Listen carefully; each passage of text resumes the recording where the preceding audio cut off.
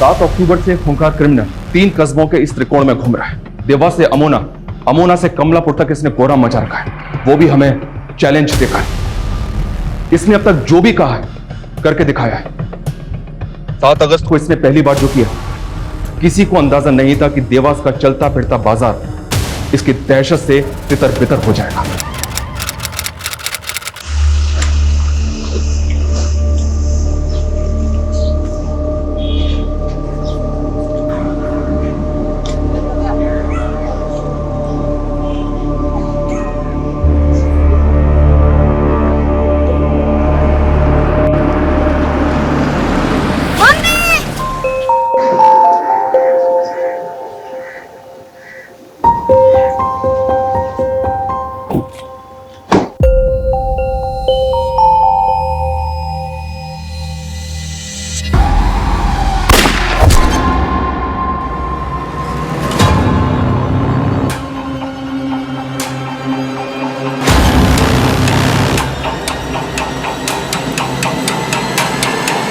ये दर्दनाक हत्या सिर्फ एक झलकी है उसकी हैवानियत की। इसके 24 घंटे बाद उसने फिर कोहराम मचाया था।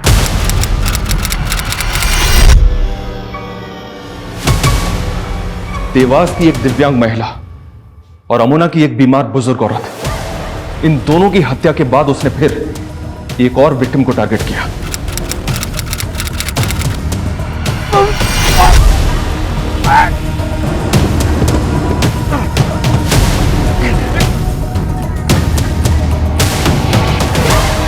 तीन मर्डर्स, तीनों की उम्र अलग अलग, तीनों की क्लास अलग अलग, और तीनों ही विक्टिम एक दूसरे को नहीं जानते। सर ये कोई सीरियल किलर नहीं, ये कोई सीरियल किलर नहीं है। इस सब के पीछे इसका कोई ना कोई मोटिव जरूर है, और इसका सबसे बड़ा मोटिव है मुझे चैलेंज देना। ये हर हत्या के बाद मुझे मेरे पर्सनल नंबर पे कॉल करता है।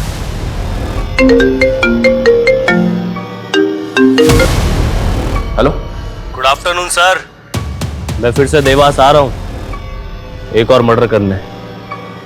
हेलो हेलो,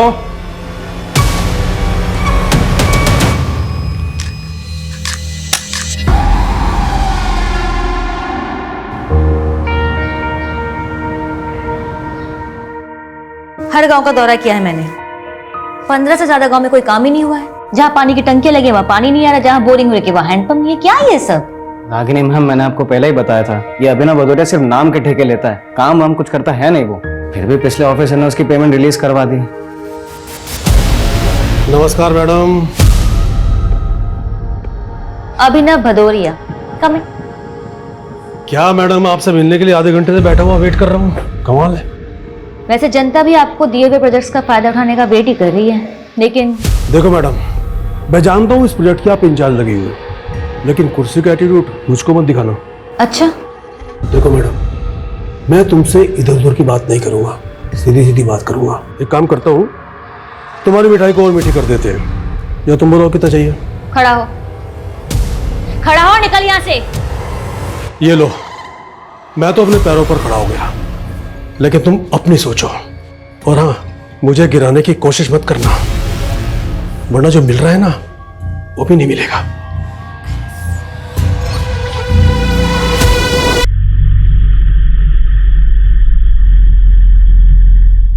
लीजिए भैया।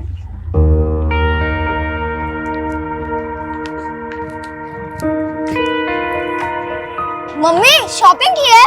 हाँ, अंदर चलो दिखाती हूँ।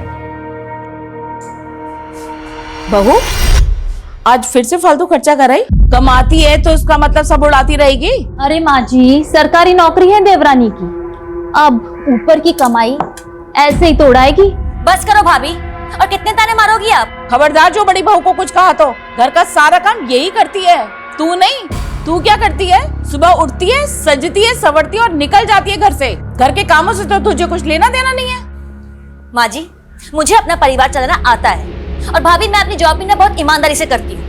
आप लोगों के मशवरे की मुझे जरूरत नहीं है। रागिनी, ऐसे बदतमीजी से बात करोगी माँ से? चलो माफी मांगो। रागिनी, मैंने कहा माफी मांगो माँ से। मैं तो माफी मांग लूंगी, लेकिन थोड़ी नसीहत अपनी माँ और भाभी को भी दो कि मुझसे रोज ऐसे ना पेश आया करे। आई एम सॉरी।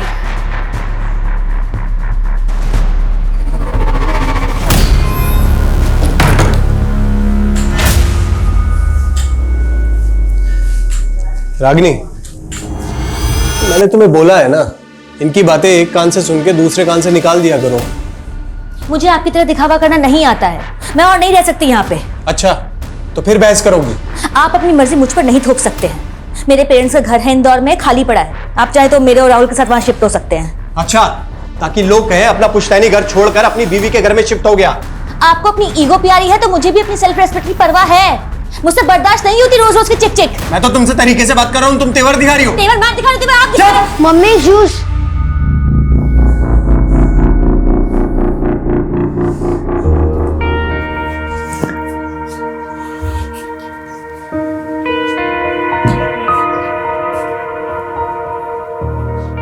आप ऑफिस से थक के आए और सब आपके पीछे पड़ गए।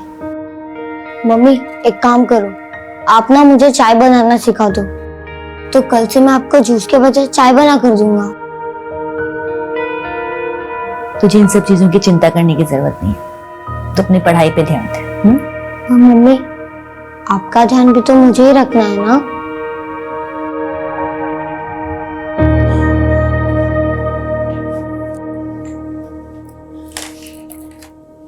बहू, पहले इस मैडम को खाना लगा दो। रसोई में काम तो उसे करना नहीं है, कम से कम खाना तो पहले खा ले। बस कीजिए माँ जी, और कितने ताने मारेंगी आप? हद होती है तानों की भी। सुबह आपको टाइम पे नाश्ता इसलिए मिल जाता है क्योंकि मैं सुबह ऑफिस जाने से पहले बना के जाती हूँ, आपकी बड़ी बहू नहीं। क्या बात है रागिनी, वाह, इतनी अकड़ लाती कहां से है तू? हाँ? राहुल उठो, यहाँ बैठे रहोगे तो तुम्हारे संस्कार भी खत्म हो जाएंगे। चलो उठो। इंसल्ट करती है मेरा संस्कार खराब कर दे। आज छोड़, नशे में शर्म लिया सब भूल गया क्या है? अपने भाई की बीवी का हाथ पकड़ेगा तू? और क्या गलत कह रही है वो? सही तो कह रही है कि तेरी इन हरकतों का मेरे पोती के ऊपर क्या असर पड़ेगा। यही तो हमने कमी रह गई माँ, मैंने और सुधा ने तुम्हें पोता नहीं दिया ना, और इसीलिए हमारे पूजनीय स्वर्गीय पिताजी ने भी सारा काम धंधा रंजीत को दे दिया है। मेरा छोटा भाई है। तुम राहुल को लेके अंदर जाओ, इनकी मती मारी गई। कोई नहीं जाएगा कहीं पे, आज सब इसके सामने फैसला होगा। अरे इसे भी तो पता चलना चाहिए कि तुमने इससे शादी पैसों के लिए की है। 4 पैसे कमा कर लाती है इसलिए बीवी बना कर रखा है, वरना तुझसे सब कमीना नीच इंसान इसे भी बेच खाए। क्या तुम अपनी औकात में रहो?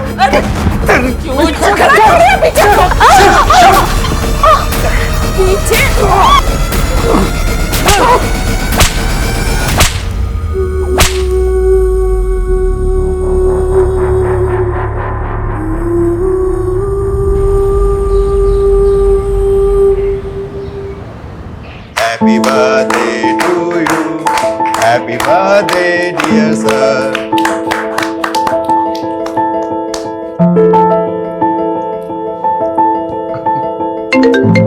Excuse me.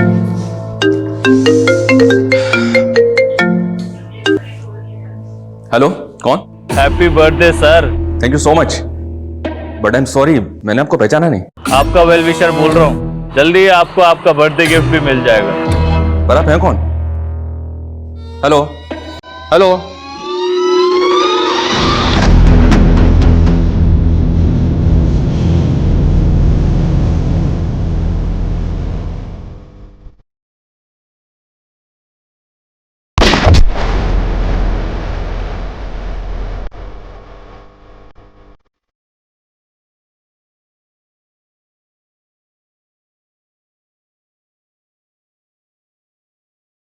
सर, मेरे साथ क्या प्लान है sir?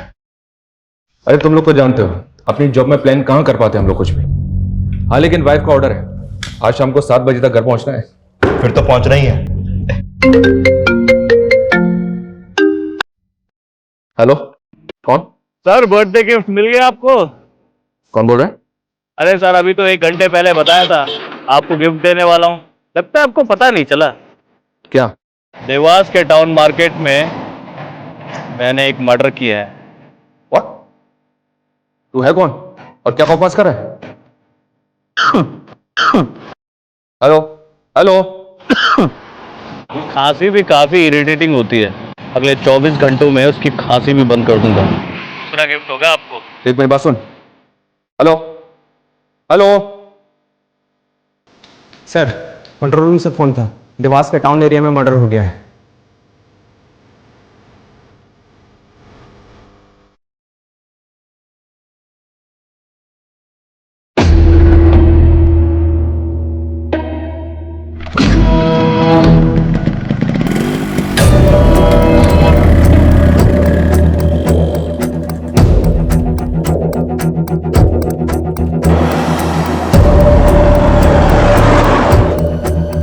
The number you are trying to call is out of coverage area.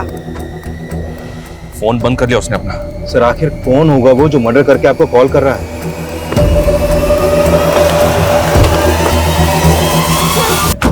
चलिए हटिए हटिए। आसपास सर्च करो। नहीं सर, मुझे तो पता ही नहीं चला कहाँ से गोली चली। सर मैं और मेरा बेटा उसके पास जा रहे थे, एकदम से गोली चली और वो गिर गई। तो आप तीनों साथ में नहीं थे? नहीं सर, वो ऑफिस से आई थी, वो हमारा यहाँ पे वेट कर रही थी। हम सब साथ मिलके शॉपिंग पर जाने वाले थे। रागिनी काम क्या करती है? सर वो एक गवर्नमेंट सर्वेंट थी, DCOP ऑफिसर। सर यहाँ कई विटनेस का कहना है कि शूटर बाइक पे था और उसने हेलमेट पहना हुआ था। बाइक और हेलमेट रेड कलर का था और व्हाइट कलर की शर्ट पहनी हुई थी उसने। आसपास चेक करो कितने CCTV लगे, सबकी फुटेज निकलवाओ। Okay sir. सर इसने तो फेक नंबर प्लेट लगा रखी है बाइक पे, और जिस नंबर से इसने मुझे कॉल किया था वो नंबर भी फेक ID पे ऑब्टेन किया गया था। मेरे पर्सनल नंबर पे कॉल करके मुझे चैलेंज दे रहा था, बोल रहा था कि उसको पकड़ के दिखाओ। मतलब ये आपको पहले से जानता था? आपका पर्सनल नंबर इसके पास कैसे आया? I don't have any clue. लेकिन अजीब बात है, मेरा फोन कॉल रिकॉर्डिंग मोड पे रहता है, मैंने इसकी रिकॉर्डिंग नहीं सुनी, लेकिन इसकी आवाज सुनने के बाद भी मुझे समझ में नहीं आ रहा कि होगा कौन।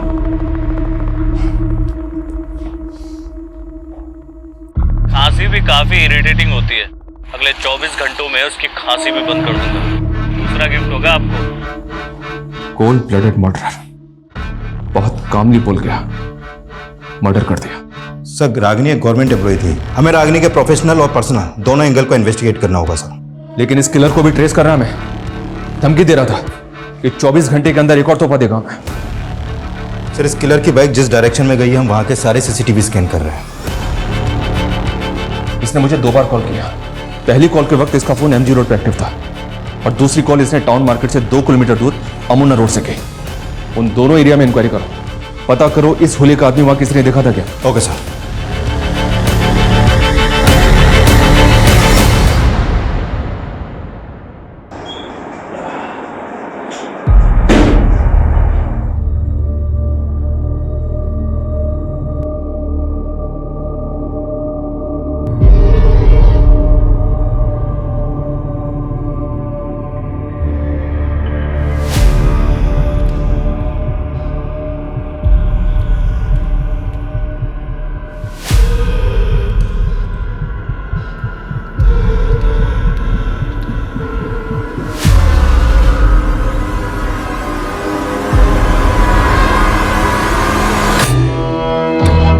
कौन था वो? एक लाचार औरत ने किसी का क्या बिगाड़ा था जो उसको मार दिया? सरकारी नौकर थी वो, कहीं किसी गलत लोगों से झगड़ा तो नहीं मोल ले लिया था? सुधा क्या फालतू की बात कर रहे हो तुम लोग? रंजीत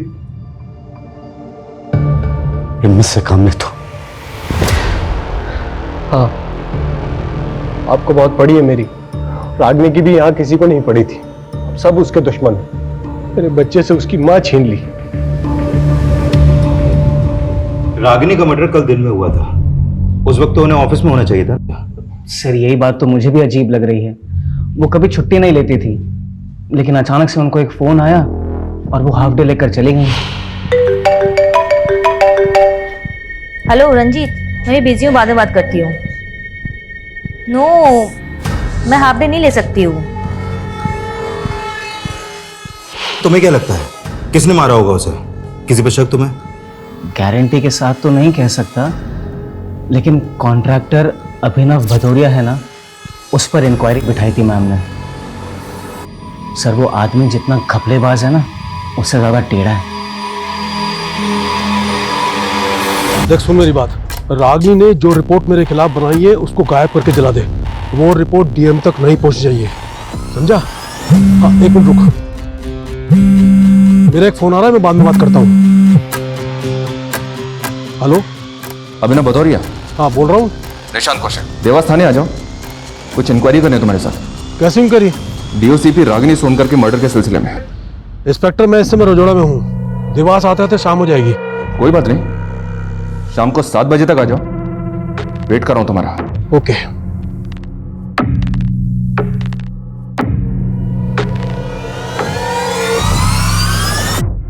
इंक्वायरी? कैसी इंक्वायरी? डीओसीपी रागिनी सोनकर के मर्डर के सिलसिले में। इंस्पेक्टर, मैं इस समय रजोड़ा में हूँ, देवास आते आते शाम हो जाएगी।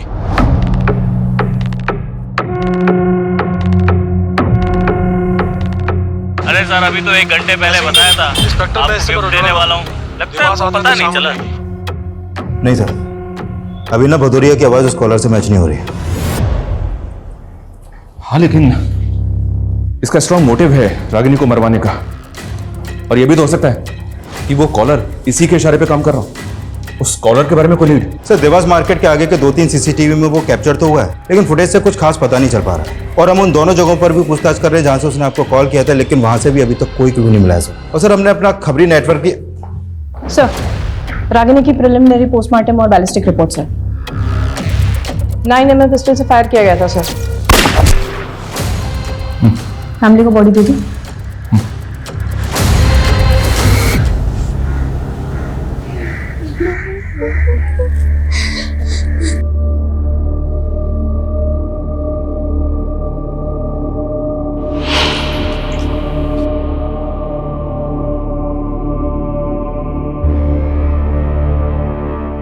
बेटा, मैंने दवाई खा ली है। मम्मा, जब मुझे फीवर होता है तब आप मुझे दवाई खिलाते हो, पट्टी लगाते हो, तो मैं कैसे फटाफट ठीक हो जाता हूँ। वैसे आप भी अभी जल्दी ठीक हो जाओगी।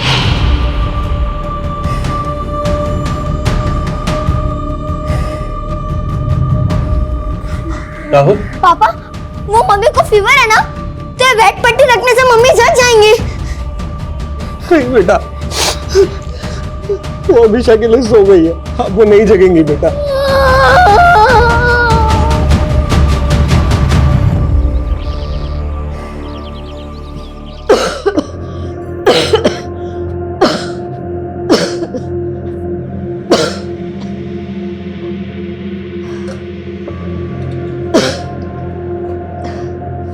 माँ जी, आपको टीबी है, आप क्यों चीजों को हाथ लगा देती हैं?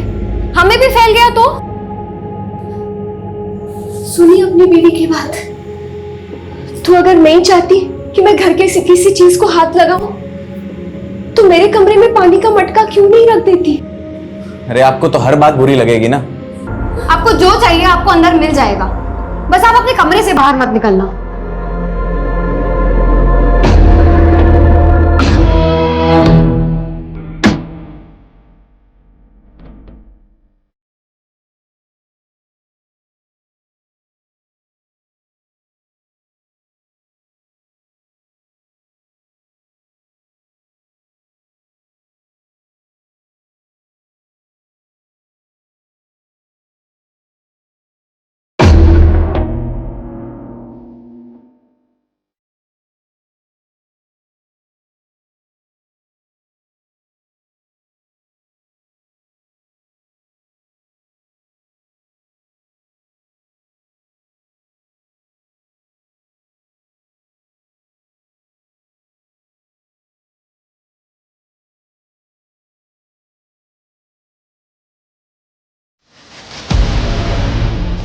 इंस्पेक्टर साहब, कल आपका बर्थडे था, तो मैंने सोचा कि अमोना की मिठाई लेकर चलता हूँ आपके लिए। ये लीजिए, लड्डू खाइए। ये लीजिए। तुझे कैसे पता कल बर्थडे था मेरा? इंस्पेक्टर साहब, मुझे मालूम है कि आप मेरी डिटेल निकलवाओगे, इसलिए मैंने भी आपके बारे में पता कर लिया। वैसे मेरे भी कुछ दोस्त हैं पुलिस में, और हाँ, जब भी मैं किसी से मिलने जाता हूँ ना पहली बार, तो उसके लिए ये मिठाई लेकर जाता हूँ। रागिनी की मौत से बहुत खुश दिख रहा है तू, इसलिए मिठाई बांटता फिर रहा है। कहीं ऐसा तो नहीं कि तू नहीं रहा? रागिनी का मर्डर करवा के मुझे क्या मिलेगा? कुछ नहीं। तेरे बारे में सब पता किया हमने। तू मिठाई के डिब्बों में रिश्वत भिजवाता है, लेकिन रागिनी ने तेरी इंक्वायरी बिठवा दी थी। इंस्पेक्टर अपनी इंक्वायरी पर ध्यान दे। मेरे खिलाफ कुछ मिला या ऐसे ही बज रहा है? बस एक बार सबूत हाथ लग जाए, फिर अच्छी तरह से बजवाएंगे तुझे। अच्छा तेवर है, वाह। मेरे खिलाफ सबूत लेकर आ, और सुन, मेरा कुछ बिगड़ने वाला नहीं है, समझा? उस कॉलर के तरह इसके तेवर भी कुछ कम नहीं थे सर। ये भी चैलेंज करके गया। नजर रखो इसमें। सर, उस किलर ने आपको पहला कॉल एमजी रोड से ही किया था, और उसी दौरान रागिनी के पति रंजीत का फोन भी एमजी रोड पे ही एक्टिव था। क्या रंजीत का उस कॉलर से कनेक्शन? सर, कनेक्शन तो कुछ नहीं मिला है, लेकिन रंजीत ने रागिनी को एमजी रोड से कॉल करके देवास टाउन मार्केट बुलाया था। सर, मुझे तो लग रहा है कि उसने पर्पसली रागिनी को वहां पे बुलाया था। लेकिन रंजीत अपनी बीवी को क्यों मारेगा? क्या मोटिव हो सकता है उसका?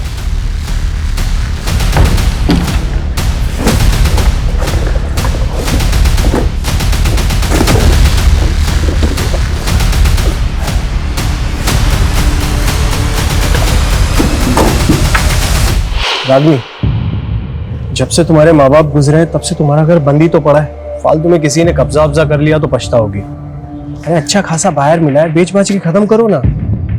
मैंने कितनी बार कहा है आपको कि मुझे वो घर नहीं बेचना है? मेरे पेरेंट्स की आखिरी निशानी है वो, और आप क्यों उस घर को बिकवाने पे तुले हुए हो? हाँ, जब देखो तब घर बेचना है, घर बेचना है, घर बेचना है। आज के बाद इस टॉपिक पे कोई बात नहीं होगी। पता नहीं क्या चल रहा है आपके मन में। जो मन में चल रहा था ना वो बता दिया। फालतू बोल के पारा मत चढ़ाओ मेरा। एक तो तुम जैसी लड़की से शादी की, जॉब करने दिया, ऊपर मेरे ही सर पे चढ़ोगी। हाँ बिल्कुल ठीक बोलती है, तुम्हें ना जरूरत से ज्यादा छूट दे दी मैंने। क्या पुलिस स्टेशन? नहीं सर, रंजीत की आवाज भी मैच नहीं कर रही उस कॉलर की आवाज से। सर, रंजीत आ गया। सर, मैंने वहां रागिनी को हाफ डे लेकर मार्केट में मिलने के लिए बुलाया, तो आप कुछ भी बोलेंगे? सर, वहां हम राहुल के बर्थडे पार्टी की शॉपिंग के लिए मिलने वाले थे। जिस दौरान तूने रागिनी को एमजी रोड से फोन किया था, उसी दौरान इस आदमी का फोन भी एमजी रोड पे एक्टिव था। इस आदमी का एमजी रोड पे तू मिला था इस आदमी से? नहीं सर, मैं क्यों मिलूंगा? मैं तो इसे जानता तक नहीं। देख रंजीत, तू जितना ज्यादा हमें घुमाएगा ना, उतनी ज्यादा तकलीफ होगी तुझे बाद में। सर, आपको क्या लगता है मेरी बीवी को मैंने ही मरवाया है? तो कौन होगा ये आदमी जो बाइक पे बैठा हुआ है? क्या एमजी रोड पे तुमने किसी ऐसे आदमी को देखा था जो इस बाइक पे बैठा हुआ था? या ऐसे किसी आदमी को जानते हो जिसके पास ये बाइक है? इस बाइक से, इस आदमी की कद काठी से कुछ भी याद आ रहा है तुम्हें तो बताओ। मैं सर मैं नहीं जानता इस आदमी को सर।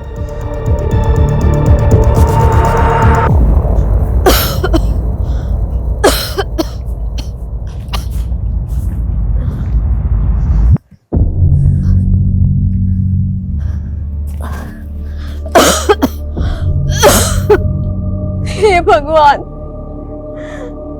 मैं हार गई इस जीवन से। खुशी मेरे नसीब में नहीं तो कम से कम मुझे मौत ही दे दे। भले ही रंजीत की आवाज उस कॉलर से नहीं मिलती, लेकिन इत्तेफाक नहीं हो सकता कि जिस एरिया से उस कॉलर ने मुझे पहला कॉल किया था, उसी एरिया में रंजीत भी था। ये रंजीत घुमा रहा है मैं। सर, अगर रंजीत के मोटिव पे जाए तो उसकी पत्नी रागिनी एक रिच फैमिली से बिलोंग करती थी, माँ बाप की इकलौती बेटी थी, और उनके जाने के बाद इंदौर का घर रागिनी का होने वाला था, जो अब रागिनी के बाद रंजीत का हो जाएगा। हेलो, कौन? आपका एक और गिफ्ट तैयार है सर। अमोना के सिमर गांव में जो इच्छा पूर्ति पेड़ है ना, वहां एक और मर्डर कर दिया मैंने। देख, तू जो भी है, तू बचेगा नहीं मुझसे। अरे चिल्लाओ मत सर। एक तो आप सिर्फ चिल्ला सकते हो, मुझे पकड़ नहीं सकते। तरस आता है मुझे आपकी लाचारी पे। तेरे तो मैं काम डाउन सर। अगला मर्डर भी प्लान कर लिया है मैंने, लेकिन आप ना दिमाग पे ज्यादा जोर मत दो। क्या है कि उससे बीपी हाई हो जाता है, और हाई बीपी से आंखें भी खराब हो सकती हैं, और मैं नहीं चाहता मेरी वजह से आपकी आंखों में चश्मा लगे। इसलिए चुपचाप अमोना जाइए और अपना तोहफा कबूल कीजिए। बाय। हेलो हेलो, अमोना जाना है हमें। उसने कहा कि अमोना के सिमोर गांव में उसने एक और मर्डर किया है। क्या? उसने अगला मर्डर भी प्लान कर लिया, ये भी बोला उसने। पता नहीं और कौन कौन है जिसको वो टारगेट करने वाला है। ऐसे number 5, my favorite food. I am very foodie. I love to eat. My mother cooks very dishes for me. But my favorite is chole bhature. अरे छोले भटूरे तो हिंदी में होता है, अंग्रेजी में हिंदी क्यों घुसा रही है? माँ, छोले भटूरे को अंग्रेजी में भी छोले भटूरे ही बोलते हैं। अच्छा,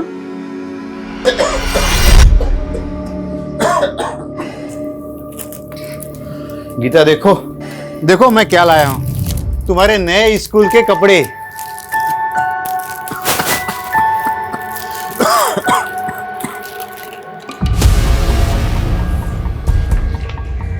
उसने पहला मर्डर किया एक बिजी मार्केट में और दूसरा मर्डर किया इस सुनसान जगह पे।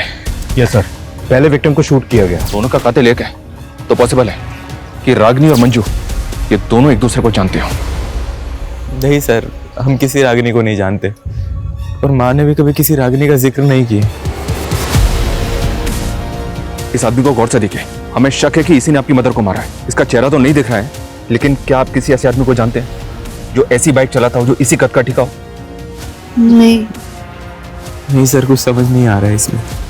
किसी पे शक, कोई दुश्मनी वगैरह कुछ भी? सर माँ की किसी से क्यों ही दुश्मनी होगी, वो तो एक बीमार औरत थी। इसीलिए हम उन्हें कहीं जाने भी नहीं देते थे।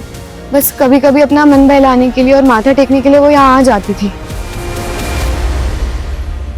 ये अचानक क्या हो गया मोहन भाई साहब को? डॉक्टर बोल रहे हैं सीमेंट फैक्ट्री में काम करने की वजह से उन्हें बहुत बड़ी बीमारी हो गई। इलाज के लिए 5 लाख रुपए मांग रहे हैं अस्पताल वाले। तो सीमेंट के फैक्ट्री के मालिक से बोलो कि वो कोई मदद करे। बोला था, उसने तो 30,000 रुपए हाथ में पकड़ा दिए। अब तो कुछ सुनने को तैयार ही नहीं है। अब तुम ही मदद करो ना मेरी। अभी मेरी कहाँ औकात है लाखों तक। अब मैं यहाँ वहां से जुगाड़ करके 20-25 हजार की मदद कर सकता हूँ। सर, अब इस बार उसने वो कॉल अमोना के समोर गांव से ही किया था। देवास से अमोना तकरीबन 7 किलोमीटर ही दूर है, मतलब वो आसपास के ही किसी एरिया का होगा। हो सकता है, और हो सकता है कि इस बार भी वो फेक नंबर प्लेट वाली बाइक या फिर कोई दूसरा व्हीकल आया। सर, हम अमोना से देवास के बीच में जितने भी सिग्नल्स हैं वहाँ के सारे सीसीटीवी चेक कर रहे हैं। हाँ, लेकिन हमें ये कैसे समझ में आएगा कि उस किलर का अगला टारगेट कौन होगा, कौन से एरिया का होगा? उसने दोनों दफा औरतों को ही टारगेट किया है, एक तरफ रागिनी और दूसरी तरफ टीवी की पेशेंट, वो बुजुर्ग औरत। वो ऐसे ही लोगों को क्यों मार रहा है? क्या मोटिव है उसका? और सर, इधर मंजू और रागिनी का भी कोई कनेक्शन नहीं मिला अभी तक। रागिनी की फैमिली ने भी मंजू को आइडेंटिफाई नहीं किया। सर, कहीं ये कोई सीरियल किलर? नहीं विकास, ये सीरियल किलर तो बिल्कुल भी नहीं है। ये फोन करके मुझे चैलेंज दे रहा है। कोई तो मोटिव है इसका। सर, अभिनव भदौरिया का मंजू से कोई कनेक्शन नहीं निकला सर। ये कॉल डेटा रिकॉर्ड से किया, अभिनव की है। एक नंबर बार बार रिफ्लेक्ट कर रहा है सर। रागिनी के जेठ अर्जुन का नंबर है। काफी सारी बातें होती हैं इनके बीच।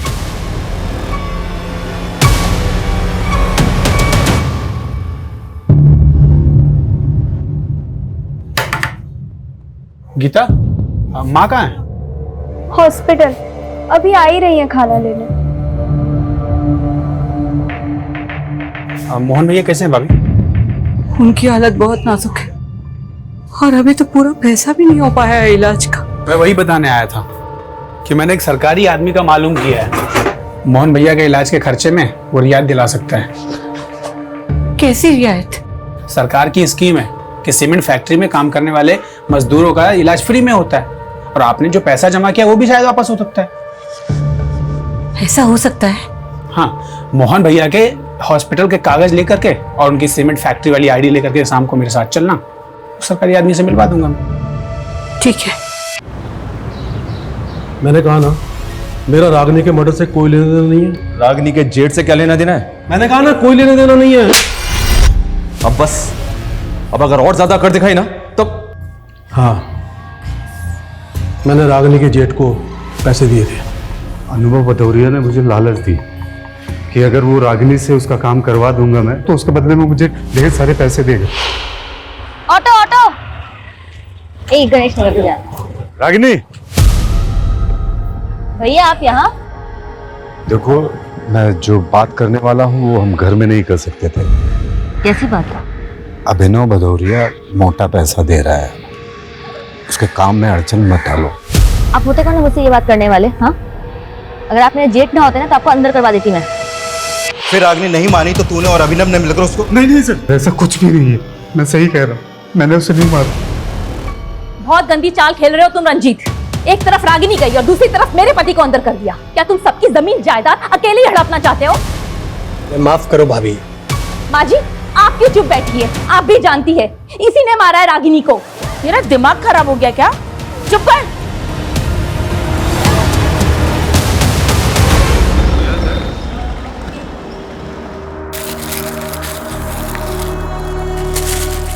भाभी मैंने साहब को सब कुछ बता दिया है, आप जाकर मिल लो।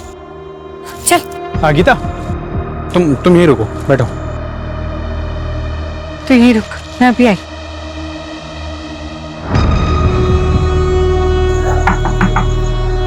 आइए।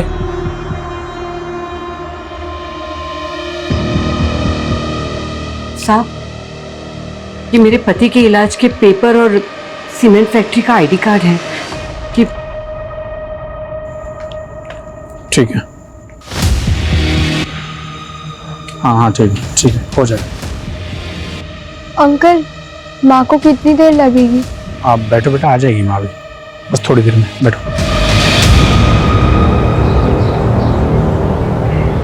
हाँ जी पंडित जी नमस्कार। पंडित जी, अपने बेटे विक्रम की बरसी पर पूजा रखवाना चाहता हूँ, आपसे आके मिल सकता हूँ? जी नमस्कार।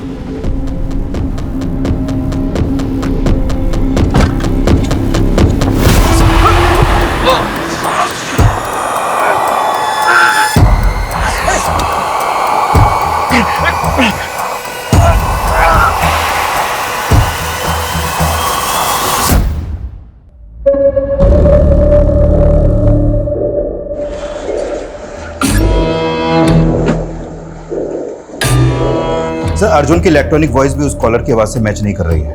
अभिनव, अर्जुन और रंजीत, ये तीनों सस्पेक्ट हैं और इन तीनों का उस कॉलर से कोई कनेक्शन नहीं मिल पा रहा है। मंजू जी का भी कोई खास कनेक्शन नहीं मिल रहा सर। उनके पड़ोसियों ने बताया कि बेटे और बहू का मंजू जी की तरफ कोई खास बर्ताव नहीं था सर। वो अक्सर बीमार रहती थी और ये लोग उसकी बीमारी से परेशान थे। हाँ, लेकिन ऐसा भी तो नहीं लग रहा है कि कुछ सुपारी किलर होगा। इसका कोई ना कोई मकसद जरूर है।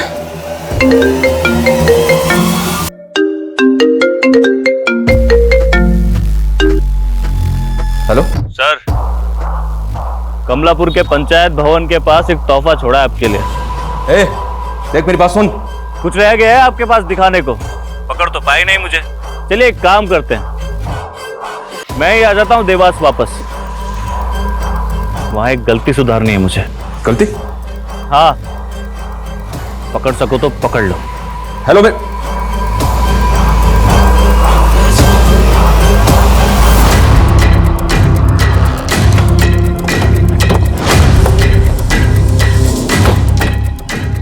आसपास सर्च करो। फिर यहाँ पे मर्डर हुआ है, लग नहीं रहा मुझे। विकास, पंचायत भवन में बात करो, पता करो क्या उन्होंने किसी ऐसे लड़कों को देखा है जिसका हुलिया उस कॉलर के हुलिये से मैच करता है। सर वो फास्ट।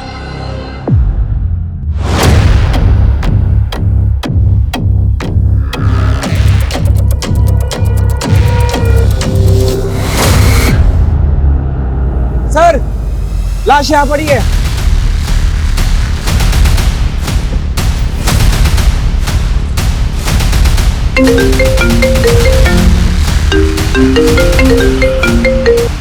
हाँ बोलो। सर, इस बार उसका फोन देवास के एसएम रोड पर एक्टिव था सर। वो बोल रहा था कि देवास वापस आ रहे हैं, जबकि ऑलरेडी देवास में था। और एक बात सर, ये रंजीत भी गायब है सर। इसका फोन भी बंद आ रहा है। मुझे शुरू से ही लग रहा है उस कॉलर का रंजीत से कोई कनेक्शन है। इस रंजीत के बारे में सब कुछ पता करो। Okay sir. सर, विक्टिम का नाम कन्हैया सिंह है, कमलापुर का सरपंच था ये।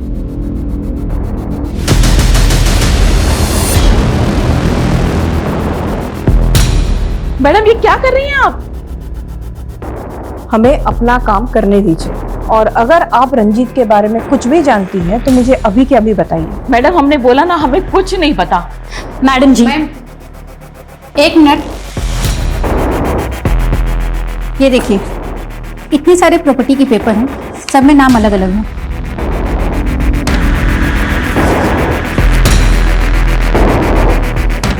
ये रंजीत ज्वेलर है ना?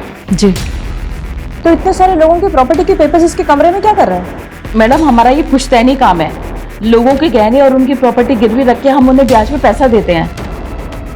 ये रागिनी के पेरेंट्स की प्रॉपर्टी के पेपर्स, रंजीत के पास ये भी गिरवी पड़े थे? नहीं, ऐसा कुछ नहीं है। सब झूठ बोल रही है माँ जी रंजीत के बारे में।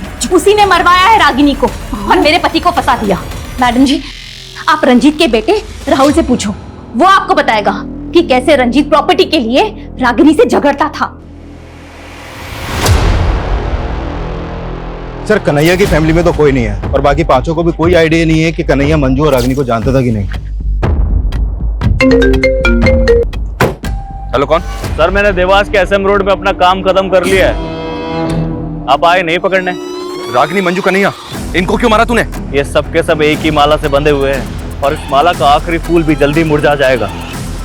हेलो हेलो सर, देवास के एसएम रोड पर रंजीत की लाश मिली है। सर, अगर किलर को रंजीत को भी मारना था तो वो उसे रागिनी के साथ भी मार सकता था। तो कुछ समझ में नहीं आ रहा कि वो कौन सा गेम खेल रहा है। उसने बोला था दोबारा देवास आ रहा है गलती सुधारने, और रंजीत का मर्डर। इसका क्या मतलब कि वो पहले ही रंजीत को मारना चाहता था लेकिन गलती से गोली रागिनी को लग गई? इसने हर हत्या के बाद मुझे कॉल करके कुछ ना कुछ ऐसा बोला है जो इसके अगले टारगेट से कनेक्टेड था। एक मिनट,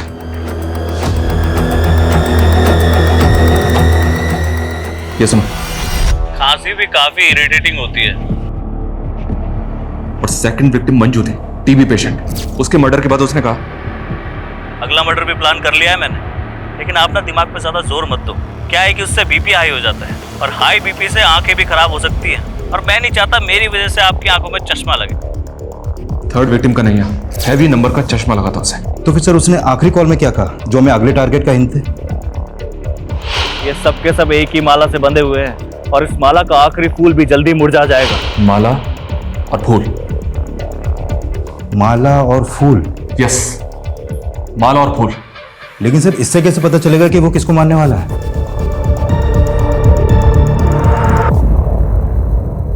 माँ, हाँ, मैंने भगवान से प्रे किया है, पापा जल्दी ठीक हो जाएंगे। हाँ। हेलो, हाँ डॉक्टर साहब, मैं खाना लेके आ ही रही हूँ अस्पताल। क्या? अरे क्या हुआ माँ? पापा ठीक है ना?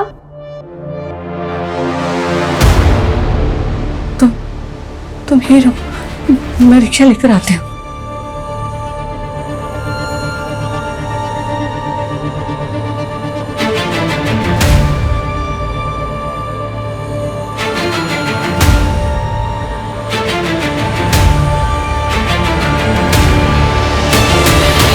सर, किलर ने अभी तक हमें 5 बार कॉल किया और हर बार अलग अलग फेक आईडी का सिम यूज किया। लेकिन सर उसने जहां से भी कॉल किया वहां पे कोई सीसीटीवी है ही नहीं, कोई क्लू नहीं मिल रहा उसको लोकेट करने के लिए। सर हमें तो ये भी नहीं मालूम कि वो अगला कॉल कहां से और किस नंबर से करेगा। देवास से अमोना, अमोना से कमलापुर और वापस देवास। वो इसी त्रिकोण में घूम रहा है। उसका अगला टारगेट भी इसी त्रिकोण के सराउंडिंग में होगा। इस त्रिकोण में पेट्रोलिंग बहुत टाइट होनी चाहिए विकास। और हाँ, मेरा फोन भी सर्विलेंस पे डालो। वो जैसे ही मुझे कॉल करेगा कंट्रोल रूम उसकी लोकेशन को ट्रेस करके पेट्रोलिंग टीम को अलर्ट भेजेगी तुरंत। इस बार कैसे भी करके हमें इसको पकड़ना है। सर, मैं रंजीत का बैकग्राउंड चेक कर रही थी सर, तब मुझे एक कनेक्शन मिला मंजू के वाया। कैसा कनेक्शन? सर, रंजीत के घर में बहुत सारे प्रॉपर्टी के पेपर्स थे, जिसमें से ये प्रॉपर्टी का पेपर है मोहन कुमार के नाम का। मोहन कुमार ने अपना घर गिरवी रखा था रंजीत के पास है, उसके बाद उसने धोखे से इस पर हड़प दिया। सर, ये फोटो आइडेंटिफाई की है मंजू के बेटे के थ्रू, मोहन कुमार। सर, मोहन माँ का दूर का रिश्तेदार था और उसने माँ को मुसीबत के समय 2 लाख रुपए भी उधार दिए थे। लेकिन जब मोहन बीमार पड़ा तो माँ उसकी पत्नी पूनम की मदद नहीं कर पाई थी। पूनम, मैं बहुत शर्मिंदा हूँ। अभी मेरे पास सिर्फ 10,000 रुपए ही है, इससे ज्यादा मैं कुछ नहीं कर सकती। फिर मालूम चला कि मोहन की डेथ हो गई है और उनका घर जो साहूकार के पास गिरवी था वो साहूकार ने हड़प लिया और उसकी पत्नी और उसकी बेटी को घर से निकाल दिया। दोनों बेघर हो गए थे सर। तो मोहन की बीवी और बेटी आजकल कहाँ है? सर, सुनने में आया था कि पूनम ने अपनी बेटी को किसी अनाथ आश्रम में डाल दिया था और उसके बाद वो वहां से कहीं चली गई थी। पता नहीं कहाँ होगी बेचारी।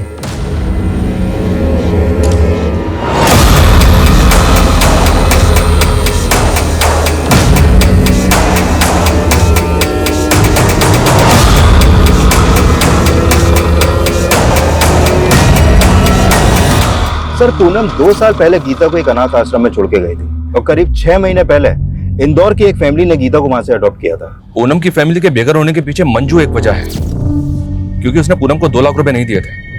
वहीं रंजीत ने उनका घर गिरवी रख लिया था। लेकिन कन्हैया का इस फैमिली से क्या कनेक्शन होगा? सर, कन्हैया का तो कोई कनेक्शन नहीं मिला, लेकिन हाँ, किलर का पूनम की फैमिली से कोई ना कोई कनेक्शन जरूर हो सकता है।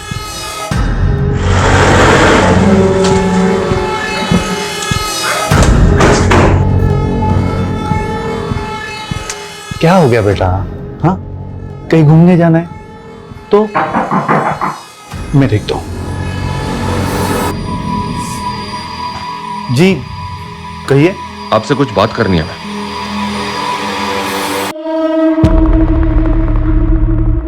सर, गीता हमारे साथ पिछले 6 महीने से रह रही है, लेकिन अभी तक अपनी माँ को नहीं भूल पाई है। गीता बेटा, तुम्हारी माँ ने तुम्हें अनाथाश्रम में छोड़ा था, क्या तुम्हें याद है उन्होंने जाने से पहले तुमसे क्या कहा था? कहाँ गई थी? सर, जब से वो आदमी यहाँ आके गया है ना, तब से ही कुछ ज्यादा ही सदमे में रहने लग गई है। कौन आदमी? गीता, क्यों मैं? कौन हो तुम? क्या? एक मिनट। क्या 1 मिनट? अरे, किसी के घर में घुस क्या? गीता, अरे बेटा तो ठीक है ना? कब से ढूंढा था मैं तुझे। चल। अरे ऐसे कैसे लेके जा सकते हो किसी को किसी के घर से? गीता उससे डर रही थी सर, इसीलिए हमने उसे घर से बाहर निकाल दिया। फिर बाद में गीता ने कहा कि वो उसका मामा लगता था। कौन मामा? ये कहाँ रहता तुम्हारा मामा? मालूम नहीं, मामा गंदा है।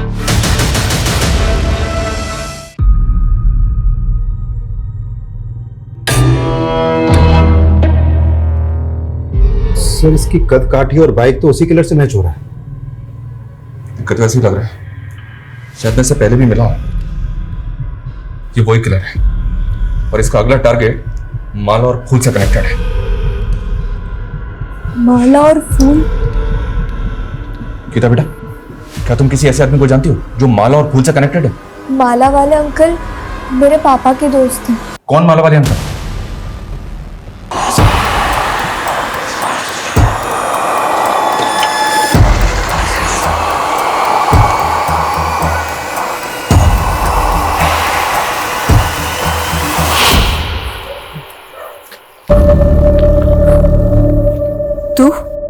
दीदी, मेरी बात का भरोसा करो।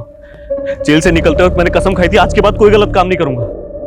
तूने हमेशा हमें बदनामी ही दी है। तेरी वजह से बाबा का सर झुक गया, उन्होंने आत्महत्या कर ली और मैंने उसी समय से सोच लिया था कि तुझसे अभी कोई रिश्ता नहीं रखना मुझे।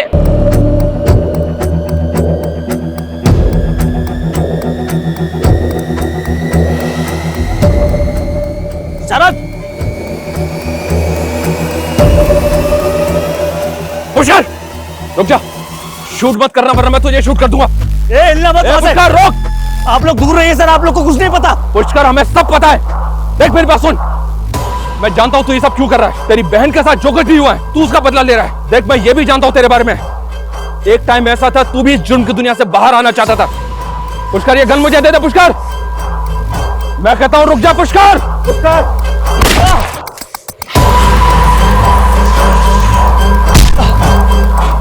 लेकर जाओ इसे।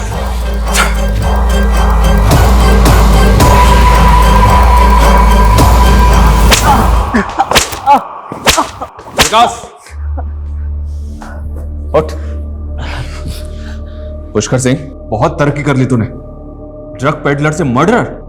सर, पिछली बार जब आपने मुझे जेल में डाला था ना, मैंने कसम खाई थी आज के बाद कोई गलत काम नहीं करूंगा। पर जेल से बाहर निकलने के बाद मैं क्या देखता हूं, मेरी बहन के साथ इतनी नाइंसाफी।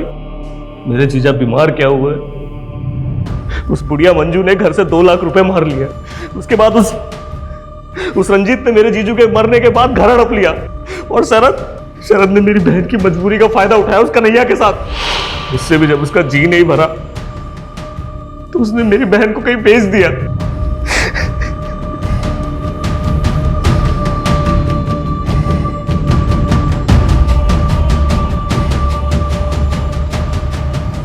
मुझे बेहद अफसोस है इस बात का कि जो लड़का रिहा होकर यह सोच रहा था कि वो दोबारा क्राइम नहीं करेगा, अब उसी के खिलाफ मुझे एक लंबी चौड़ी चार्जशीट तैयार करनी पड़े। पुष्कर का वो बयान भी सही निकला कि उसकी बहन पूनम शरद के द्वारा एक ह्यूमन ट्रैफिकिंग गैंग को बेची गई थी। शरद अभी न्यायिक हिरासत में है, लेकिन निराशा मुझे इस बात की है कि पुष्कर जैसे कई हताश लोग अक्सर गुनाहों के रास्ते पे निकल जाते हैं, जिसका सॉल्यूशन यही है कि आप जुर्म के खिलाफ अपनी चुप्पी को तोड़िए, हमारे पास आइए, क्योंकि जुर्म के खिलाफ लड़ाई हम सबकी है। क्योंकि सिर्फ पूनम ही नहीं, पूनम जैसे लाखों विक्टिम्स आज भी गुनाहों के ऐसे अंधकार में खोए हुए हैं जहां से उनके अपने, गीता जैसे उनके कई रिश्तेदार सालों से उन गुमशुदा लोगों का इंतजार कर रहे हैं। जय हिंद। क्राइम पेट्रोल के ऐसे ही मजेदार एपिसोड्स देखने के लिए हमारे चैनल को सब्सक्राइब करें